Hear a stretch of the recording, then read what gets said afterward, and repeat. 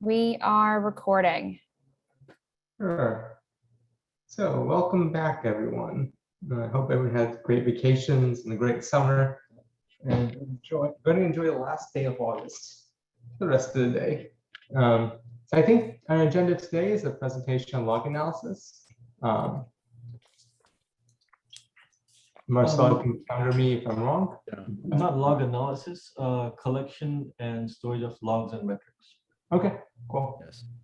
Do you want to get started? Yeah, that's so Anand was always in the queue for showing his work on how we collect logs and metrics in the operate first environment, and always got postponed. Now we finally have him here on the schedule. That's great. Usually we have a larger crowd, but it's all recorded for posterity and for reviewing pleasures as always. I also invited Yolanda to this meeting. I talked to her this morning. Yolanda, do you want to do a quick intro, or should I just talk a little bit? Okay, so well, I'm Yolanda. I'm from Spain. I've been working in Red Hat over 5 years, and well, now I work on OpenShift deployments for RAN, telco. But well, I'm here because I'm doing a master's degree on data science. And well, this semester I need to do my final project, the presentation for the masters. And well, I'm interested in doing that for like using log collections, try to interpret the logs and see if I can apply some machine learning, some models to just detect anomalies, like be able to predict or at least inform the user if the cluster is going to fail somehow, or if there is anything specific regarding the behavior of the cluster that looks suspicious. So yeah, the idea is to be able to gather logs from operate fairs or other sources that we can have, and like do the data transformation and then analyze it and try to extract some results. So just starting to collect the information, lots of things to learn, I guess, and lots of investigation to do. And yeah, I'm interested in that. So any advice, anything that can be useful, I will be happy to get feedback or get any insights there. And the first thing that we usually need is access to logs. That's always the first and foremost question. How can we get access to logs? And that's and metrics and the like. And that's what Anand will show us today. And Sally's also from Red Hat. It's also her first time here on that telemetry working group. Sally, do you want to introduce yourself real quick? Yeah, so I worked on OpenShift at Red Hat for about 5 years, and I recently moved over to the emerging tech group. And the past few months, my colleague Parul and I have been working on checking out OpenTelemetry, the project. It's a merging of OpenCensus and OpenTracing, and it's catching a lot of steam, picking up a lot of steam upstream. etcd upstream, as well as the Cube API server, and we're working on Cryo, have been instrumented to export OpenTelemetry data, and this is trace data as opposed to logs or metrics, because the OpenTelemetry project, tracing is stable, but logging is still experimental and metrics is just still in the works. So anyways, these core components of Kubernetes have all been instrumented, and I've been working on using it, like collecting, visualizing, and that turned out to be not straightforward because the community is kind of new and the docs are sparse and spread out. So Parul and I have put together a lot of information in one place to make it easier for everybody to try. And we're giving a talk at DevConf this Thursday. It's called "Oh Tell Me How, Oh Tell Me Why," I think. And I can shoot the link in chat. And if you all are around on Thursday or Friday, I think Marcel's giving a talk at DevConf also. Feel free to register. It's free to register. And yeah, so nice to meet you. And I'll be joining the group. Cool. Sally? Yeah, so DEFCON starts this Thursday, and we have a lot of talks that are centered around Operate First. At least from my team, almost every member is giving a presentation or a workshop there. So while we're doing so, we're also already collecting a lot of logs and metrics. So that's also great. And the fact that we just have logs, metrics, and events, if I'm correct, stored there, and adding that those traces from Open Telemetry to the same source data sets, that would be super awesome, because then we have really a lot of data from a long-running cluster deployment available for poking around and doing some research. So Yes. that's great.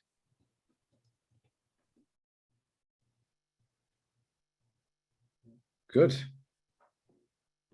Sally, I just want to quickly say that my research group at Tufts, we do a lot of work on tracing from the academic side. So it'd be great to chat sometime about some of Definitely. that. I'll Yeah. send a message to you. On Great. this. Yeah, because I'm in no way an expert on tracing. I'm not an SRE, so I'm missing that full context of how it's being used and like what big problems it's going to solve. I have a little bit of an idea, but not the full picture. So that would be awesome to chat. So this is how Sally ended up here. I think in the last meeting, I don't know who was it, but a colleague of you said, oh, we have somebody actually working on instrumenting etcd and other core components.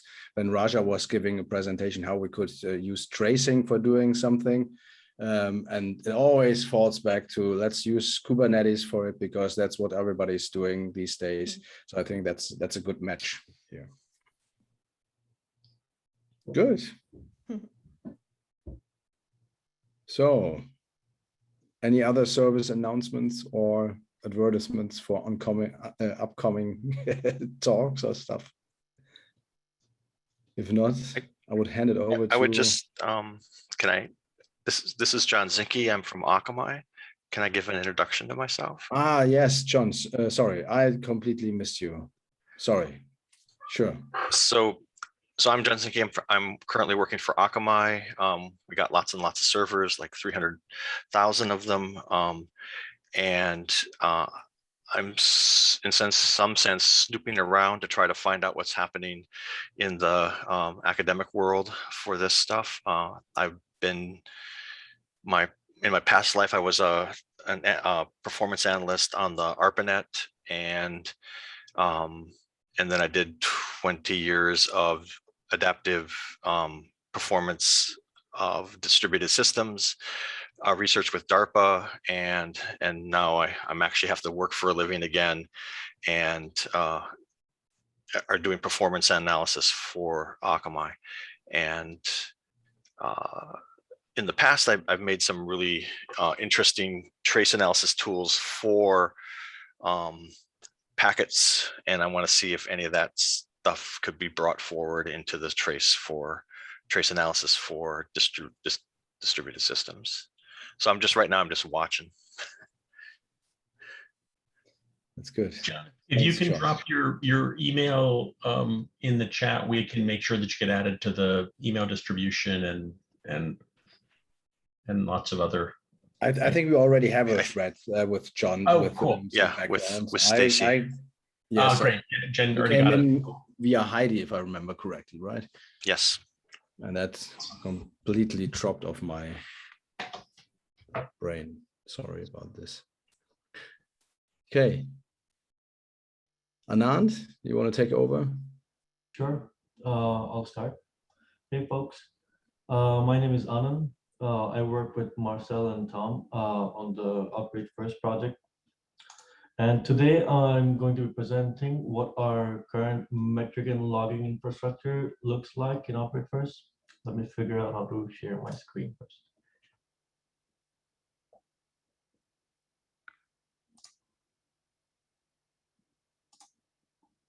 Okay, you should be able to see some slides. Yes. Awesome. Let's see how to present here. Let's do the introductions again. I'm Anand. software engineer at AI Ops Red Hat, working in Operate First with Marcel and Tom here on the call. Let's start with the tools that we are using for the whole infrastructure. Number one is Prometheus. Prometheus is a simple timestamp database which collects metrics using the HTTP pull method. What this means is applications expose their metrics as a web page, and Prometheus scrapes these web pages, parses them for metrics, and store them as a time series. These stored metrics that are queried using the Prometheus query API. And how do you write these queries? These queries are in a query language called PromQL. We're going to see a demo for the whole thing later. Second is Thanos. Thanos is an extension for Prometheus, which can downsample as well as compact / compress these metrics. So it can be stored in a backend storage for long term. Thanos also supports the above-mentioned Prometheus query API, PromQL, so it is easy for the user to query from Thanos. So if you were using a query in Prometheus, it should work in Thanos as well. And Loki. Loki is advertised as the Prometheus for logs, but instead of a pull model, logs need to be pushed into Loki. It can compress logs and store them in object storage for long term, and they can be queried using LogQL, which is inspired from PromQL. And then we have Grafana. We use Grafana. Grafana is a very common visualization tool to visualize metrics and log data. It supports Thanos, Prometheus for metrics, and like a ton other data sources. And it also supports Loki as a data source for log visualization. So this is the metrics infrastructure. This is the overview for it. You can see this is a simple user application, and Prometheus pulls metrics from it. There's a remote write protocol that has been written in Prometheus, which we use to write all of these metrics to Thanos, so we can store them in an object storage for long term. Thanos compresses these metrics. And we have Grafana, which we use to query metrics from Prometheus as well as Thanos. They use the same API, so it makes our lives easier. Now we see a demo. How do we collect these metrics?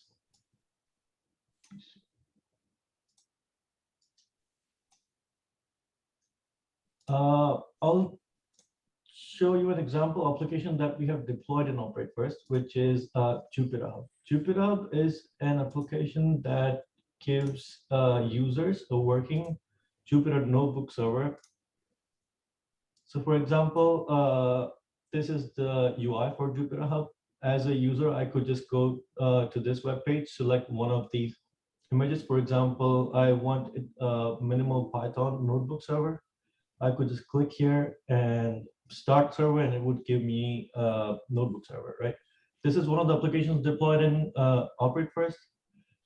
But what we are interested in today is the metrics that this server exposes, right? So if I went to the /metrics endpoint for the Jupyter Hub server, it will show me all the metrics that this server is exposing, right?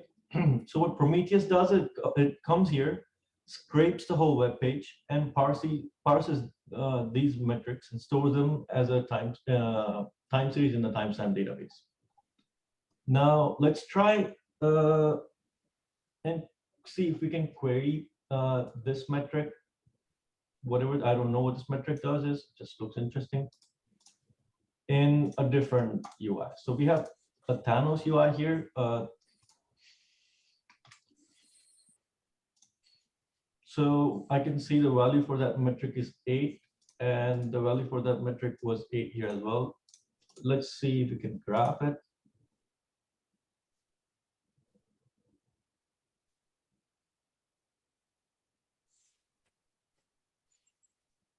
while it does that, it shouldn't be this slow. The reason we are having difficulties today is because the cluster that we have deployed, all of these services is under maintenance, and we are moving all of these services to a different cluster. So please bear with me if things are slow. And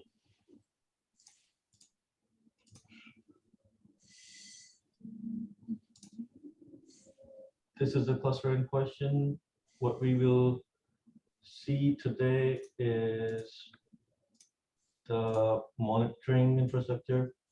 We saw the Thanos UI, and now we will see the Prometheus UI. I'll try to query the same metric in there. Should get the same answer. Able to graph it here. Sorry, can I ask Awesome. a question? Yeah, of course. What's the graph showing me here? It's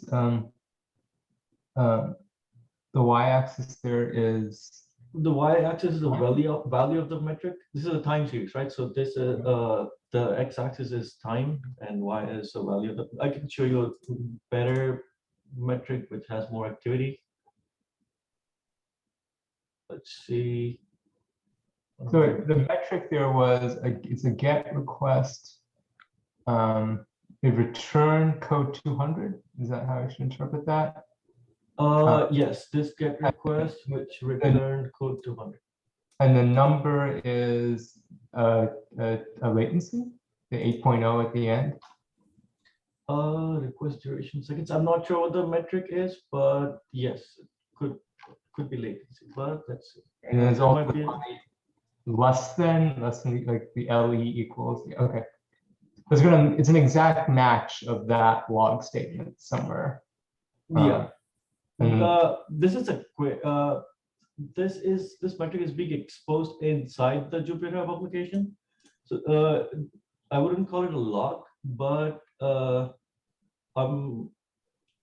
so for each application, what you this is a web server, right?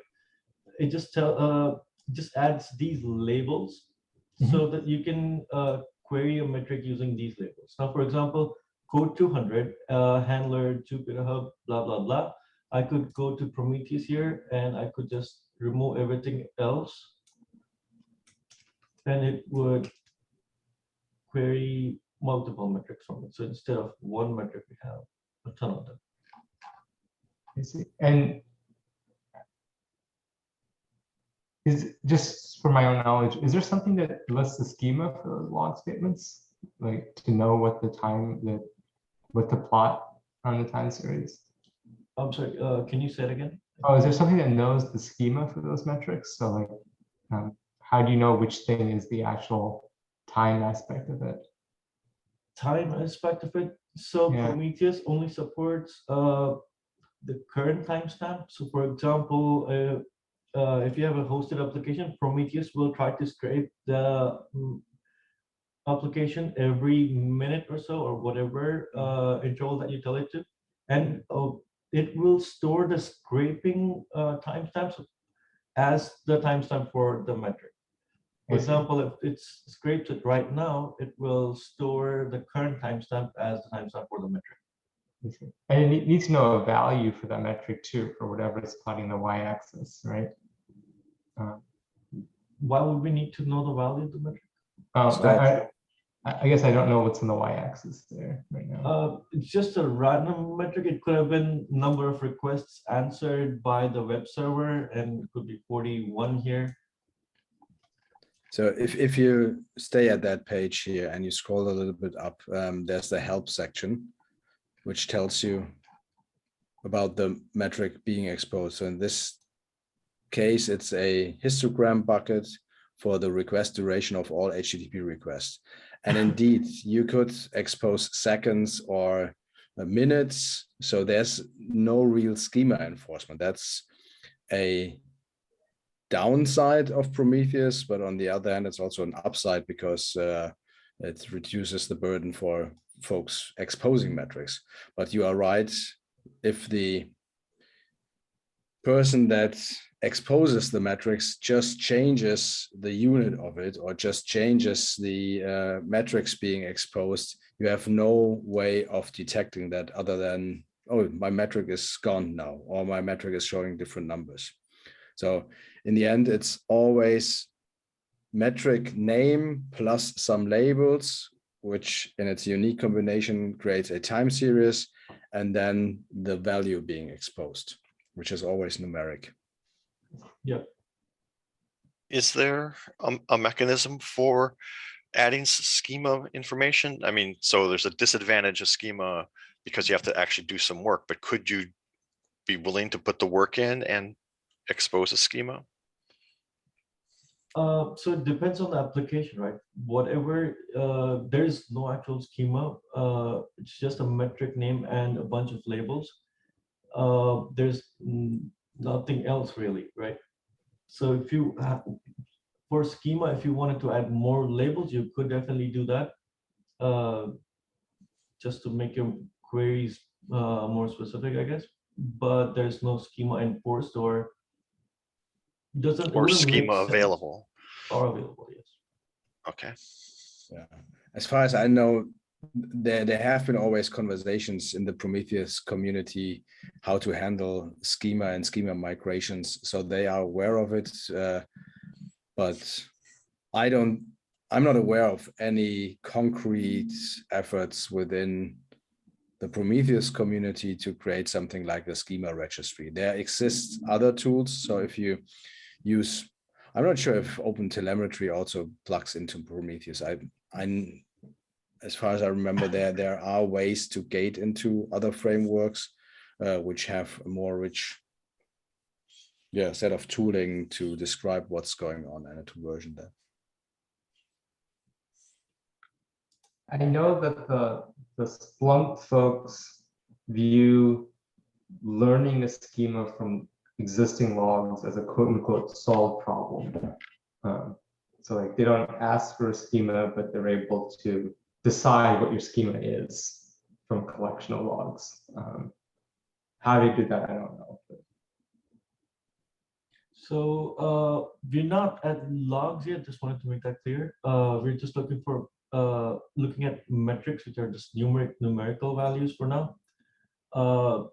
Next, I can go for logs. If you guys have any more questions, I can try to answer them.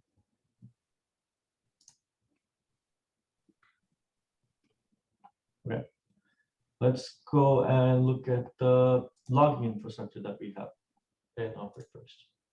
Right.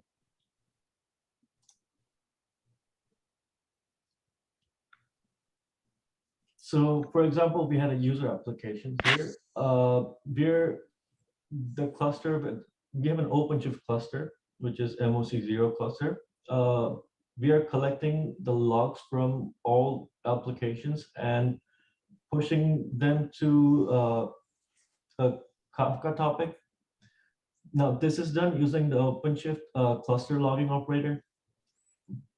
And cluster logging operator deploys a bunch of Fluentd pods, which I might have confused myself. So cluster logging operator deploys a bunch of Fluentd pods, which in turn push these logs as messages to a Kafka topic. And from Kafka, we consume these topics in an application called Vector, which helps us process these logs, not process them, but restructure them a little bit so they're better for Loki to consume. So once we restructure these logs, they're JSONs basically, we push them to Loki. Loki compresses them, stores them in an object storage, and it is connected to Grafana as well. So logs can be queried easily using the query API. Let's see a demo for this. Now we have set up logging on the Operate First cluster, and I have a snapshot of it here. This is the same application that we talked about, the Jupyter Hub application, and here are some logs from it.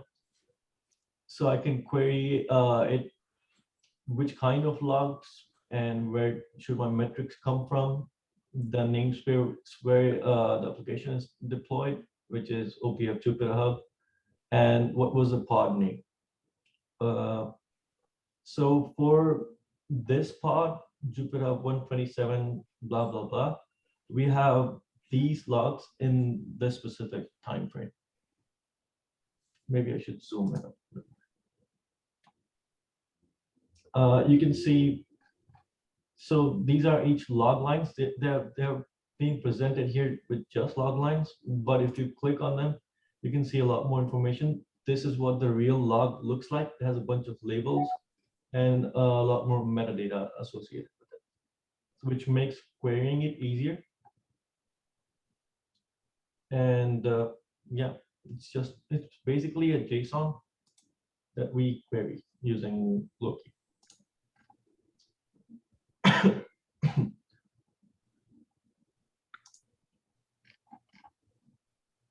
Just go back to the slides. Oh, I wanted to show you guys one more dashboard, just this dashboard. What happens to the metrics that we push to Prometheus or Thanos? We can visualize them using Grafana, and this is one example dashboard that we have, which we use in day-to-day, like ops, as ops people. So it shows me how many CPU cores are available. It's not the current current metric values. This is a snapshot for some time ago that I had saved, so I could demo. Just an example, all the nodes and the CPU available on these nodes. What's the average? What's the load on each of these nodes? That's about it. Like just an example of what you could do with the metrics that are being collected.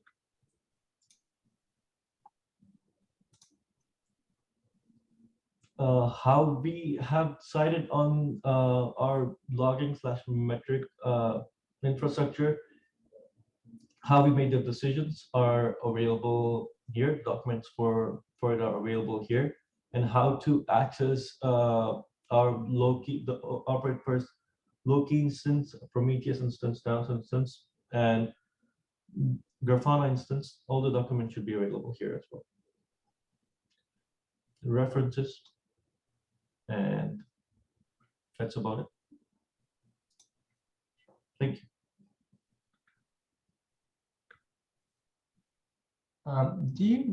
So you talked about like pushing stuff to long-term storage and compressing it.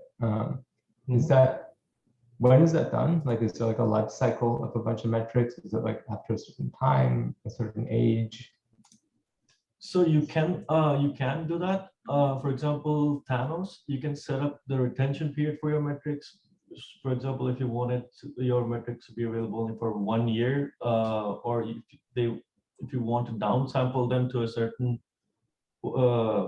interval, for example, you could downsample it to like 5 minutes. So instead of having a metric value every 30 seconds, it would downsample it to 1 metric value every 5 minutes. And so it would make querying long-term metrics easier. Thanos does that for metrics. That's the whole thing about Thanos, or that's the whole purpose of Thanos. It is a long-term storage application. By the way, I'm going to apologize if I'm like stealing all the questions.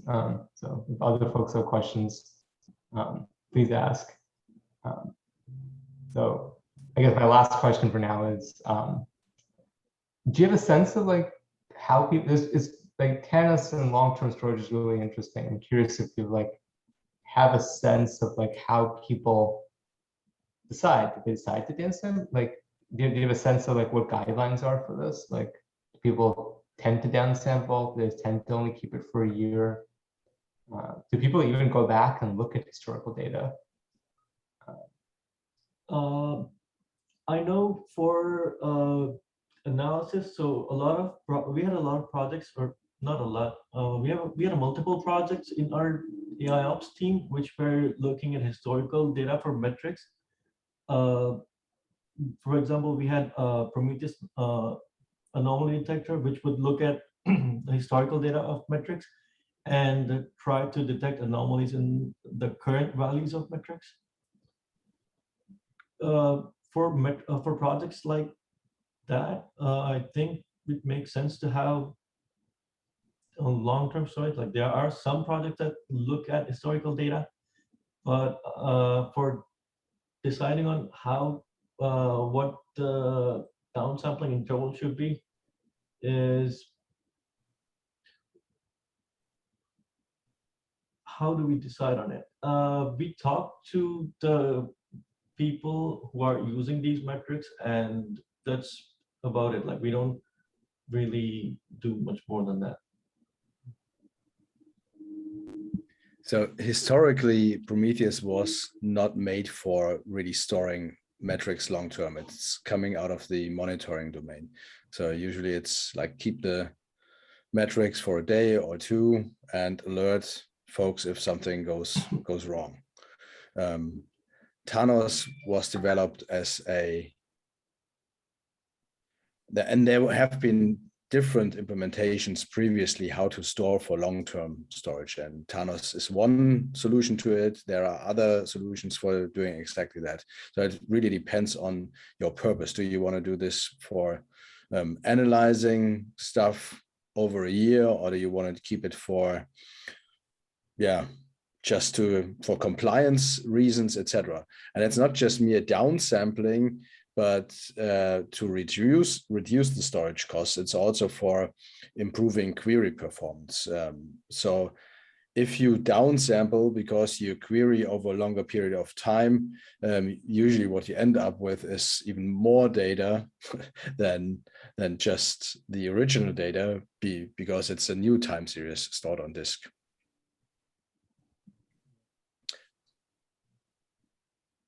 And there are some other caveats when it comes to the way to store things there. As you saw that the metric name and the combination of labels attached to it creates a time series. You should not abuse the labels for conveying any information that is not limited,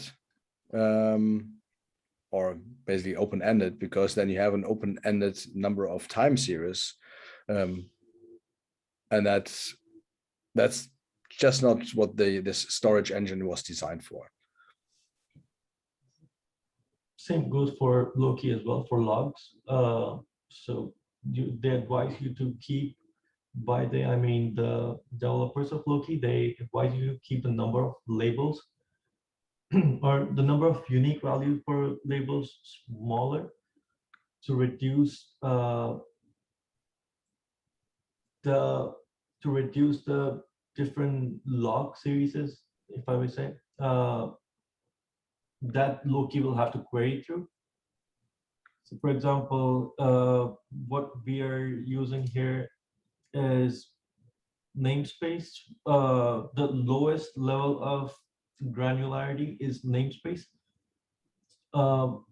Every time you query for logs, it will give you the logs for the whole namespace, because if you have access to logs for one pod, you probably have access to the whole namespace logs. And what this will do is it just filters them by the labels, just to make it look cleaner. We have this label, but because the number of namespaces won't really change by a lot in your cluster, so we keep it fixed. So are the log labels, the text of those labels, sent in every log line, or is there a tag that says field number 2 is cluster log level? They're sent in every log line. And does something like Loki, as part of its compression, throw those labels away, or is it just, and then say, oh, up in the way, here's a bunch of all these log lines have these labels in them, so I'm just gonna store them on the side and just parse their values, or is it just raw text? Oh, it definitely doesn't store it as raw text. basically JSON, and it locally compresses it. I haven't read into how it compresses the data or compacts the data, but like you said, it probably removes the metadata or combines log lines with the same metadata, same log series or something.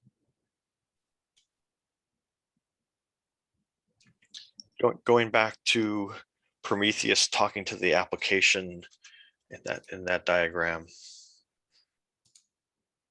Yes. Yeah, right there.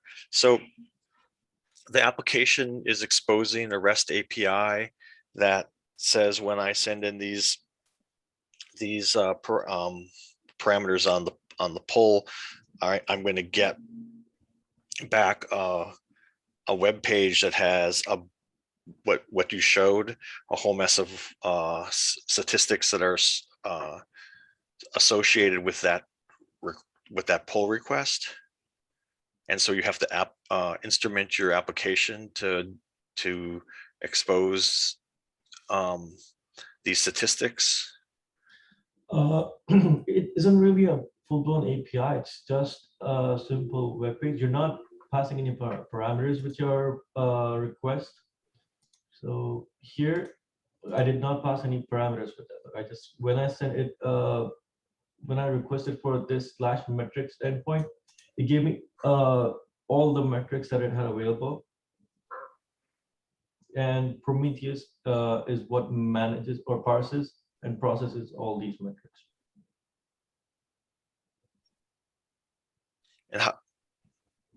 And how do you keep those metrics secure, or is that just always available? We have kept these metrics open because we have kept most of our stuff open in Operate First. For our sensitive data, we have OAuth proxies, which we provide Prometheus. We provide Prometheus with the OAuth tokens too, so it can communicate with the endpoints. But from a Prometheus architectural perspective, it's really just HTTP, how these metrics are being exposed from an endpoint. So if you have a web server, it exposes a certain URL. If you have a Kafka server, it also needs to expose an HTTP endpoint to provide these metrics. And these are being scraped, like pulled at a certain interval from the Prometheus server itself. And then you can secure these endpoints as you can secure HTTP endpoints. So via basic auth or via cookie authentications, via a bearer token, etc. Usually it's they're being secured via bearer token if they are on the accessible from outside, and the internal routes are not, they are on a private network, so I think they are just not secured. So there's libraries that for the user applications that make metrics that are in the form that Prometheus can consume. Yep. I can give you an example. I remember using Python, or so if you have a Flask application, metrics export chart.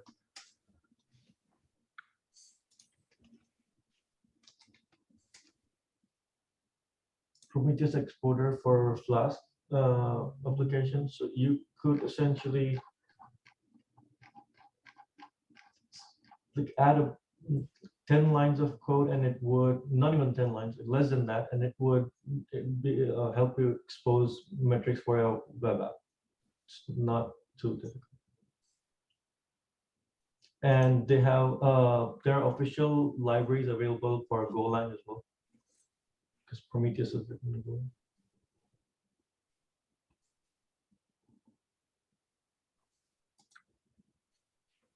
Thanks.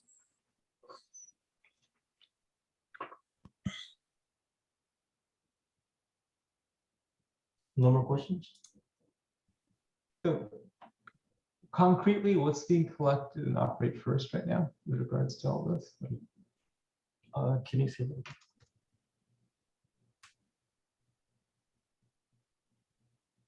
Oh, can you repeat your question? Oh, sorry. Concretely, what's being collected in operate first? Oh, Right. concretely, right now, as we speak, application logs. So, for example, if a user deploys their pod on operate first, logs for it are being collected uh, uh, and stored in Loki for long-term storage and querying. For metrics, if you deploy a pod on operate first, we are collecting resource metrics and other Kubernetes related metrics.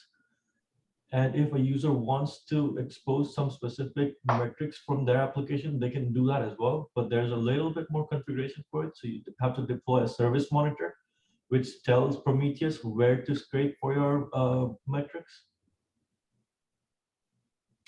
But other than that, like if you're deploying a pod, basic metrics like memory usage, CPU usage, and a lot more metrics that are associated with Kubernetes and Kubernetes in general are being collected by default.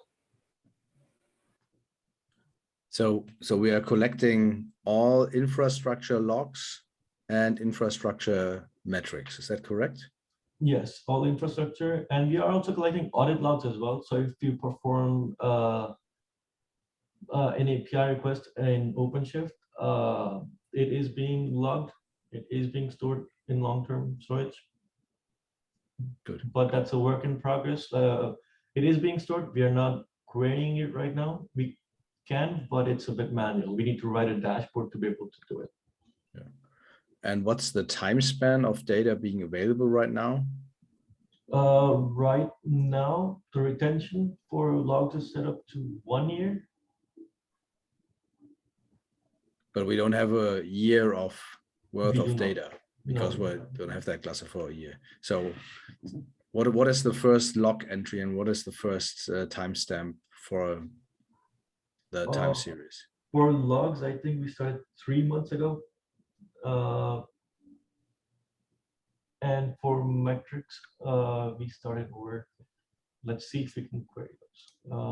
The cluster is not doing great today, but we can try. I think we started with metrics before logs. Yeah, we did.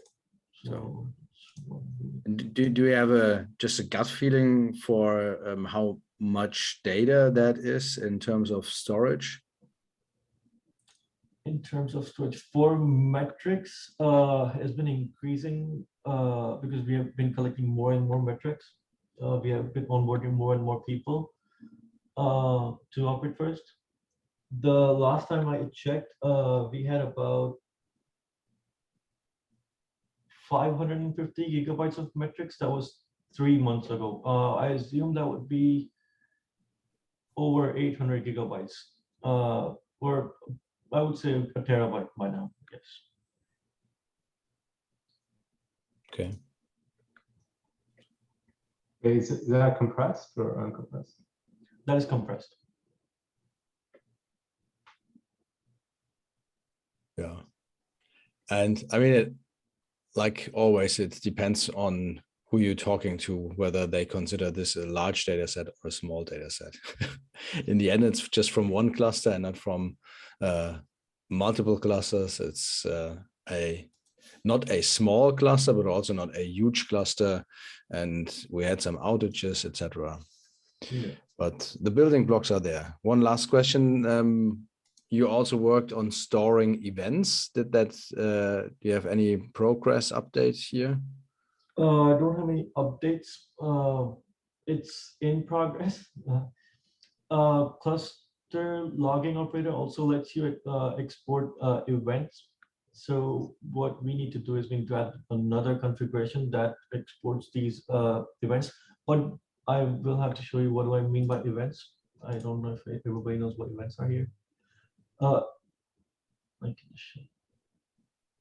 So for any Kubernetes resource associated with our events with it, it's just one event which said node is not ready, but that event is associated with that specific pod. Let's see. by default, these events are not stored by OpenShift or by Kubernetes for long term. What we wanted to do was we wanted to store these events. I just want to show you guys what kind of information is stored in these events. Something better. Events are just general information about that specific Kubernetes resource. So if I look at the status for a specific resource, these might be events. It will tell me when the container was ready, when the container was initialized, when the image for that, the container image for that image was pulled from the image registry, or if the container running failed, and it kept failing, and for how long. All of these are events that are stored in Kubernetes, that Kubernetes exposes. So we can store them as long-term, which is work in progress.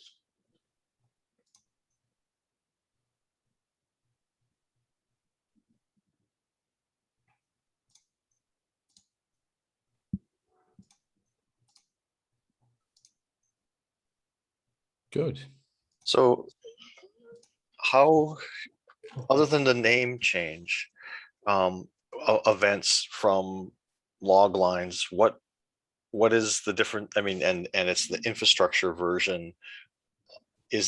Are these Kubernetes logs, or are these some other higher level abstraction?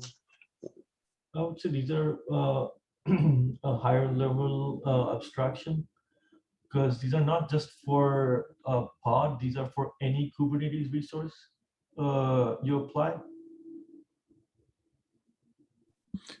So logs are basically just stuff that is being emitted by a container or the underlying platform. So if you have a node, you also have your average Linux syslog output, which is also being collected. So you will see just varlog syslog or varlog messages or dmessage or whatever you type these days into the command line to see your system logs. Then you also have container logs, which are just logs that are sent to standard out, which are then captured. It's basically free form text. As we know that logs are the worst stuff that you can encounter, but then it's as sometimes the most interesting stuff in it. Events are really a Kubernetes primitive. So you need to use the Kubernetes API to create an event. So you will have a controller registering to the Kubernetes infrastructure and then emitting an event to the system. So these are really well structured. Same for the Prometheus metrics. These are also structured in the sense that, yes, there's somebody exposing these metrics and somebody has configured collecting these metrics, and probably they are there for a reason and not just because a developer decided to emit some logs. So could you consider these logs, structured logs for the control plane of Kubernetes? The events.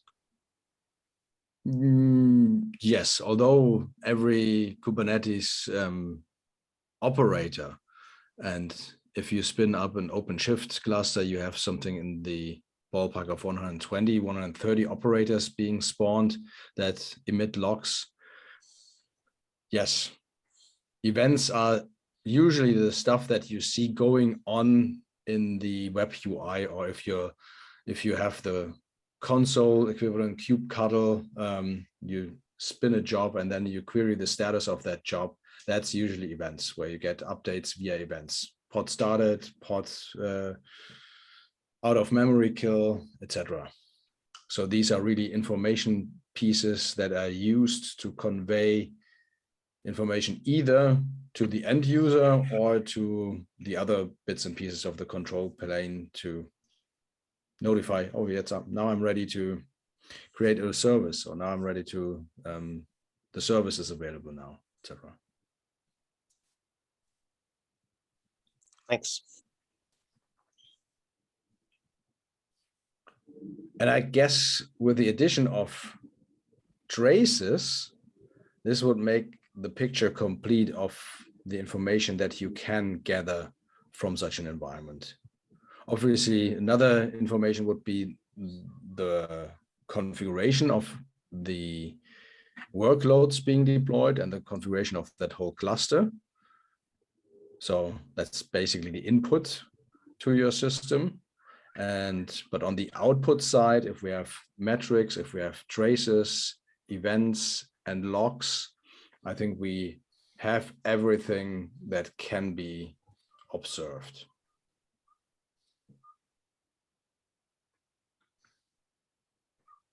That's an interesting question. Is there anything that should be observed that isn't? Like, I'm curious if like folks have a sense of like what things that they think they would like to see in an observability platform that just isn't being collected these days. Is Prometheus, could I think of that as for each application, I spew out a bunch of events, a bunch of log. I'm going to just, I don't know what, a time series of somethings. And then Prometheus is doing local statistics on those and exposing those as like a table, a very free form version of a table. But basically you could just take in each of those metrics, turn them into a column or maybe multiple tables that say, here's what happened at this time tick for the last 2 minutes or something. I didn't see anything in the, like, I just went off to my Jupyter Hub server and put /metric in it, and voila, here I got all these statistics about how Jupyter Hub is working, right? And but I don't see anything about like how long the table length is. Yeah. No, that's correct. You just get an at query time representation of the inner state. So it's up to the developer of that application to maintain inner state and to provide something like a gauge or a counter or a bucket and to clear them once you restart. And that's usually indicated by labels. So if you restart, you get another pod name. So by selecting uniquely on pod name, you get everything on the lifespan of that pod or container. So that's why it's also not exposing any timestamp information. The timestamp is being added by Prometheus scraping at that time. Right.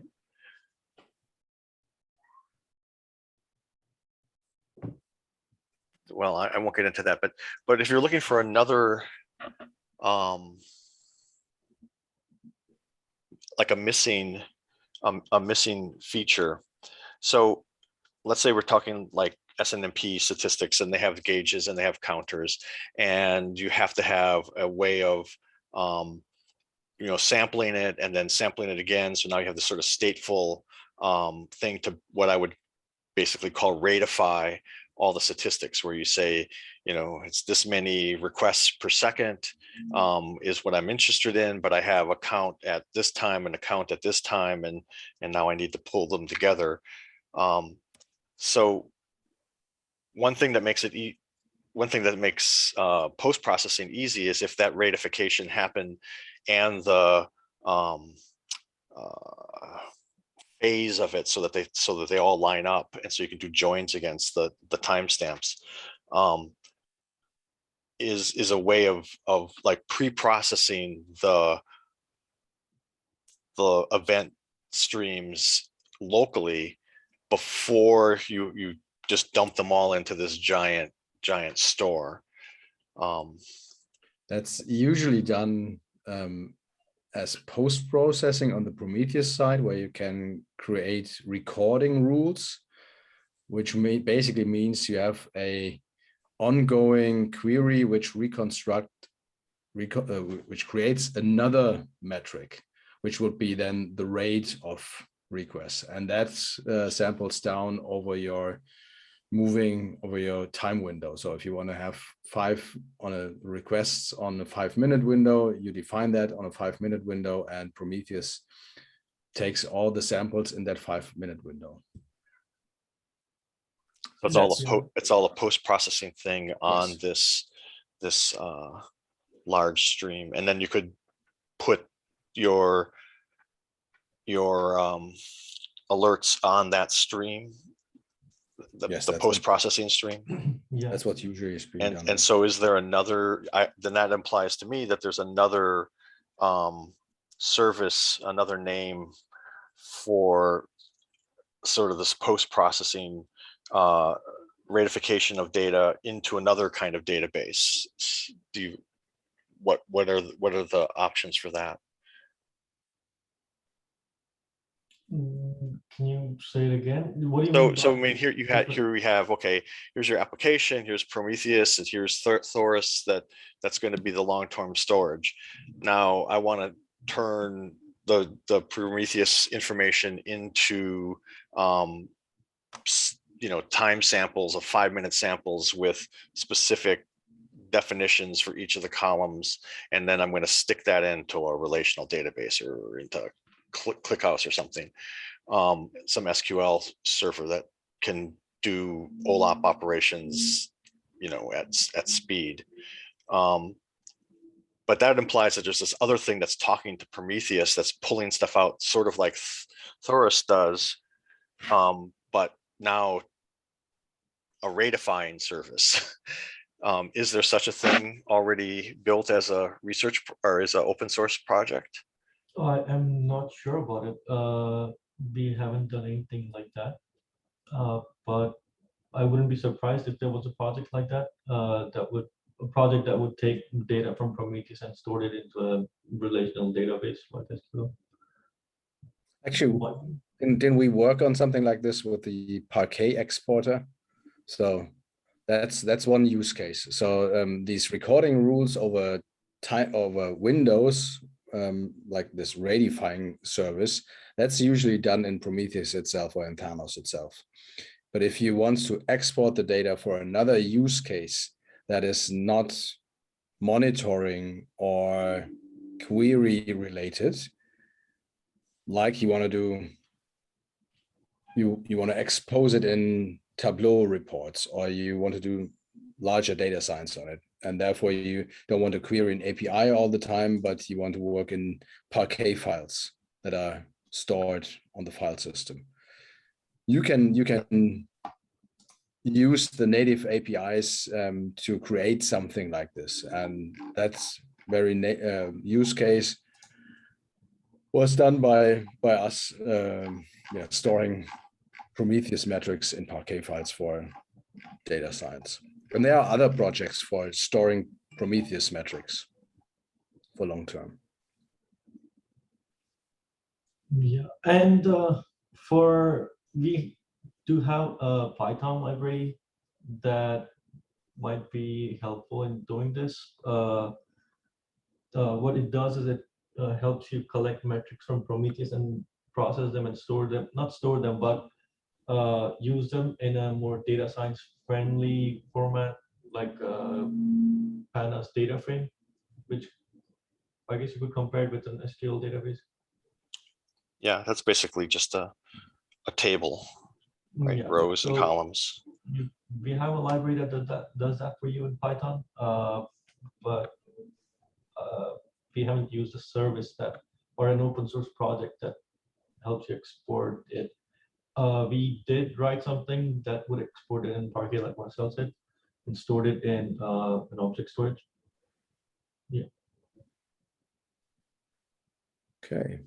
So we're already a little bit over time. People are already dropping. Thanks, John, for these great questions. Thanks, Anand, for demoing this stuff. And I hope that we see at some point in the future some machine learning or some research work on that data set that's being created here. Looks really good. Thanks. Thank you. Have a great Thank you. day.